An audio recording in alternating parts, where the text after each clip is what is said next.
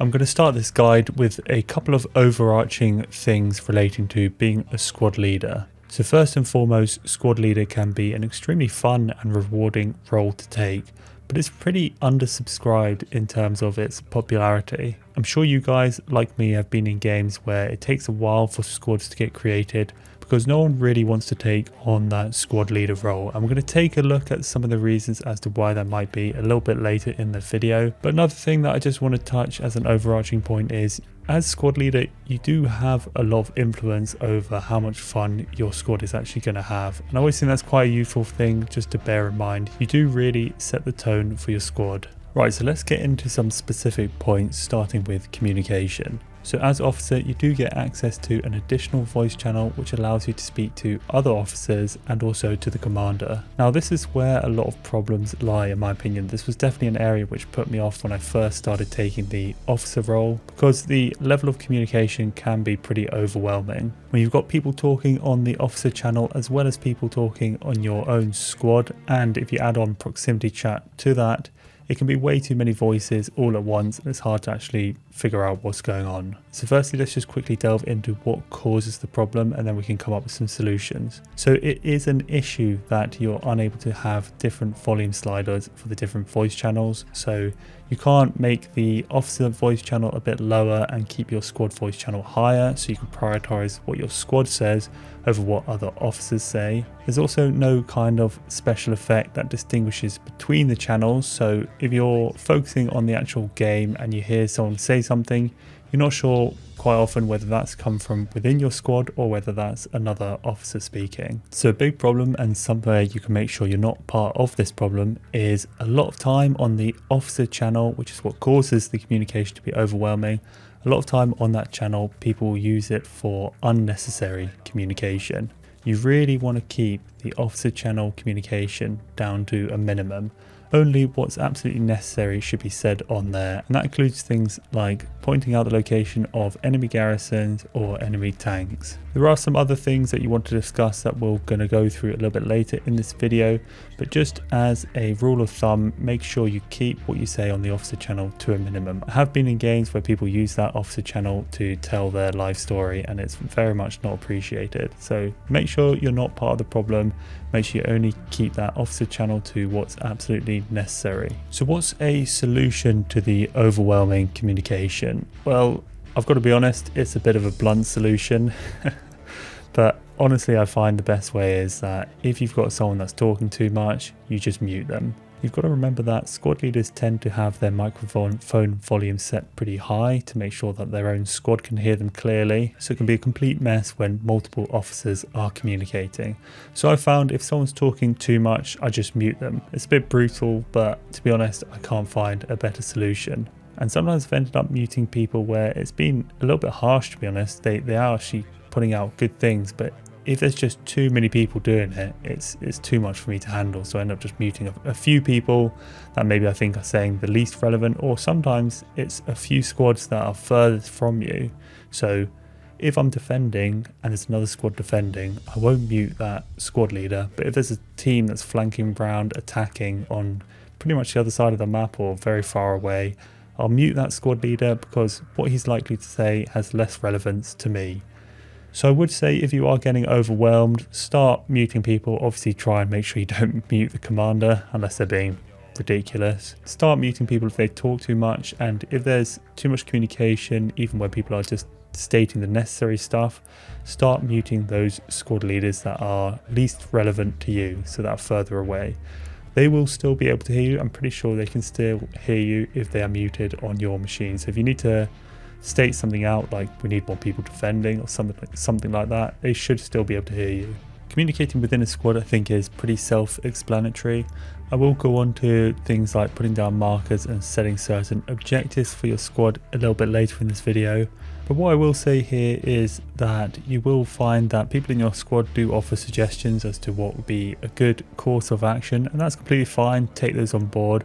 But remember, you are the squad leader, so you make the decision at the end of the day. If they wanted to take on squad leader, they would have created a unit for themselves. So listen to what people are saying. I've occasionally, very rarely, I've got to say, had someone who's just trying to act like their squad leader while not really taking on the responsibility of the officer role. And I just tend to maybe listen to them for a little bit at the start, and then I just ignore them if they're trying to take over the role.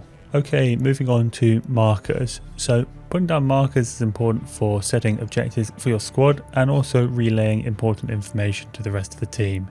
The way you can put them down, there's two ways. You can either open up your tactical map and right click and select the type of marker you want to put down, or you can hold right click while aiming and put down a marker that way. I always think it's a good idea to try and give your squad some kind of objective to rally behind so they don't disperse and go off and do their own thing.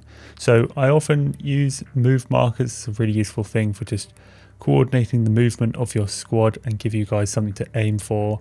And also the attack and defend markers are very important squad objectives as well. You also need to listen to what your squad's saying, so they'll often ping stuff, like if they see a vehicle, they'll ping the vehicle and say there's a tank here, and then you can mark it on your map for the rest of your team to see.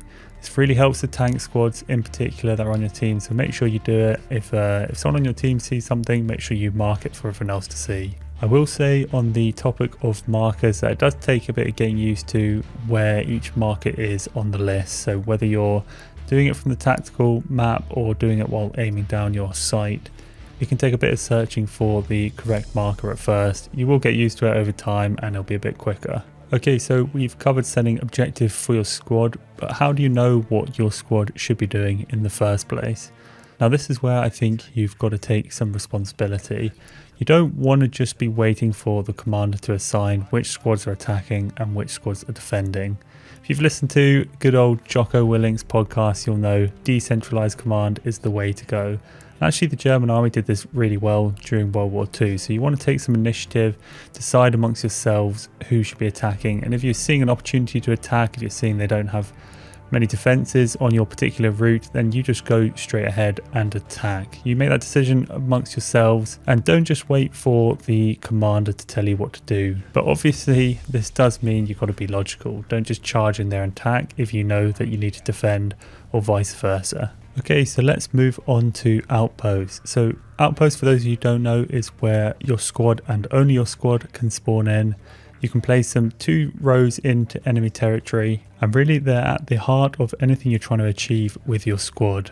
There is a cooldown with them, so you can't just place loads of them down in quick succession. And as a general rule of thumb, you want to place them in a fairly well enclosed or covered point if possible.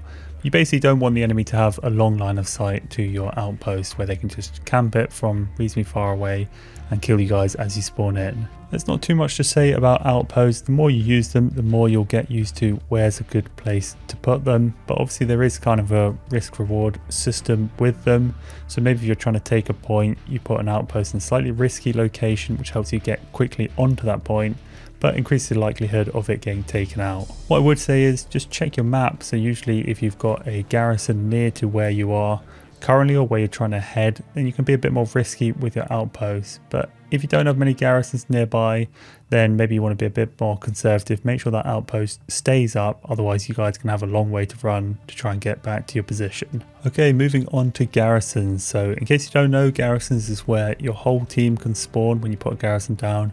They take 50 supplies in a friendly territory and 100 supplies in enemy territory, and you can't place them within 100 meters of each other. So I will say that in a lot of public matches that I play in, there's definitely not enough garrisons being put down, particularly on the defensive end. So we can split garrisons up into 3 different types based on where they're placed. So a garrison placed in enemy territory or very near enemy territory would obviously be an attacking garrison, and it's there for the purpose of helping your team push onto the enemy point. You've got a defensive garrison that's placed on or very near your nearest defensive point, and you've also got your backup garrisons, which are there for backing up the defensive garrison if it should go down. Now this is the vital point, because you've got to remember that a bombing run can take down a garrison. You've also got recon squads that are roaming about looking for garrisons, so you really do need backup garrisons as opposed to just having a defensive garrison and thinking that's enough. So what you want to be doing as officer is checking your map and looking at your defensive point and making sure that it's not a situation where if a particular garrison goes down in that region, you're completely screwed. You want to make sure that you got some backups so that if a certain garrison goes down, you can still spawn somewhere that's maybe a bit further away but still allows your team to get onto the point quickly if you should start losing it.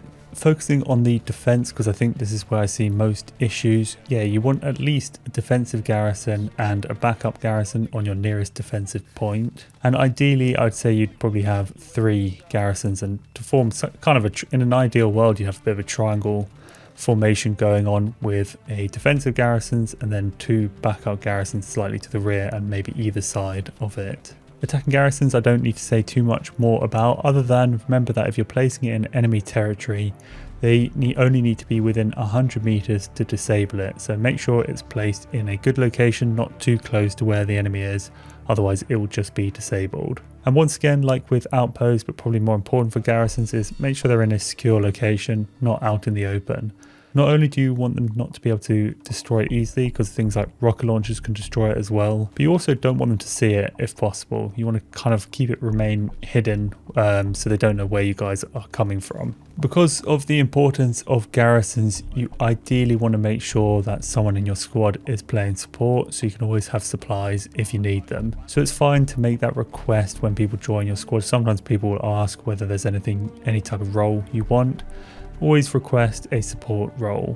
And finally, on the topic of garrisons, what I'll say is you want to take a little bit of responsibility here. You don't always want to leave it to the same people to have to build the defensive and backup garrisons. So I will say make sure you're chipping in and helping out with that aspect. So I'll end this guide talking about combat. Now, combat's an interesting one. So for me personally, I'm maybe not a pure hell let loose player, because I enjoy getting stuck in, I enjoy getting kills, and if I'm not doing that all game, I will get bored. So commander's definitely not a role for me. I don't mind being officer, but what I will say is I think because there's not that many officers, not that many people want to be squad leads, and part of it is because really if you're going to do the best job as a squad lead, you don't get involved in combat very much. You kind of hang back because you want to be there to be able to put down an outpost or something like that if you need.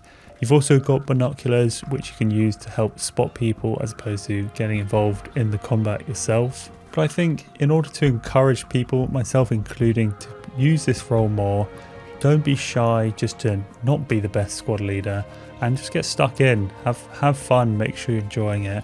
If you want to have a bit of combat, that's fine. If it's at the expense of maybe hanging back and putting down outposts, I think that's fine as well. Obviously, if you're happy not being involved in combat, well, that's great. You're going to do a better job as an officer. But if you want to get stuck in a bit, don't worry about it. Don't feel too pressured into being the perfect squad leader. Get stuck in, get a few kills, have fun, and then that'll increase the likelihood you're going to pick that role again.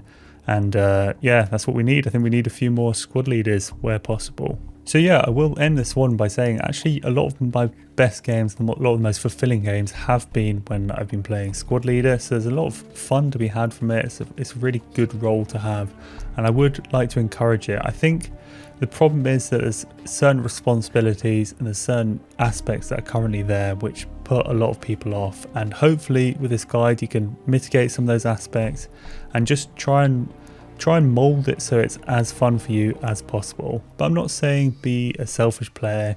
You don't want to just be the guy that's just charging in, attacking every single map. You've got to muck in and put some backup garrisons and put some useful garrisons for your team every once in a while. But don't let let your responsibilities overwhelm you. Make sure you're having a good time. And yeah, hope you guys enjoyed this guide. If you did, I'm sure I've probably missed something. Let me know if I've missed something down below. And if you liked it, make sure you leave a like and also think about subscribing. Cheers, guys.